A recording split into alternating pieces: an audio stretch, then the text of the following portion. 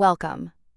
Today, we're diving into the turbulent waters of the global economy. We're seeing major trade disruptions and a thick fog of policy uncertainty, fueled by everything from pandemics and geopolitical conflicts to sudden policy shifts. It's a tough environment for international business, and economic modeling is our crucial compass. Let's talk supply chains.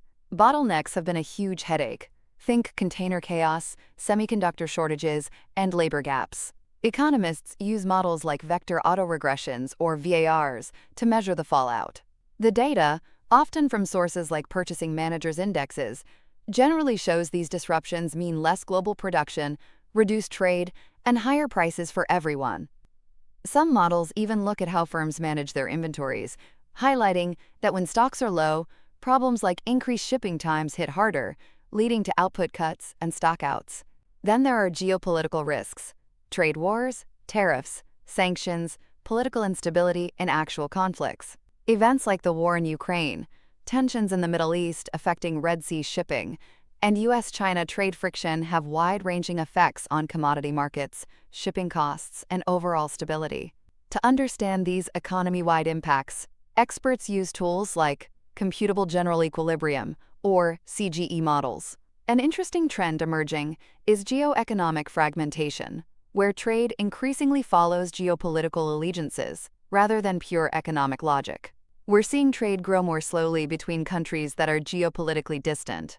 Beyond these direct disruptions, there's the pervasive issue of policy uncertainty, especially around trade and broader economic policy. Researchers measure this uncertainty using things like newspaper coverage or analyses of company earnings calls. When this uncertainty is plugged into macroeconomic models, the consistent finding is that it acts as a brake on the economy. Businesses delay investments because the future policy landscape is unclear. Economists call this the real options effect. This hesitation leads to lower economic activity, less hiring, and dampened trade. Some models even suggest firms raise prices as a precaution. Interestingly, while both actual tariff hikes and the uncertainty around them are negative, some recent studies suggest the direct hit from tariffs might be larger than the uncertainty itself in certain cases. It's also clear that these disruptions and uncertainties feed off each other. Uncertainty can worsen the impact of supply chain problems, and major disruptions often create more policy uncertainty.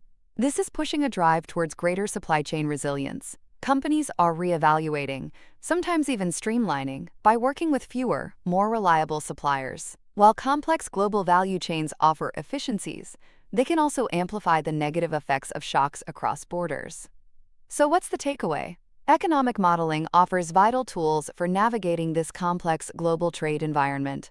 By helping us quantify the potential consequences of supply chain issues, geopolitical tremors, and policy fog, these models inform better strategic decisions, aiming to reduce risks and build a more resilient global economy. As new challenges arise, the continued refinement of these models is absolutely essential.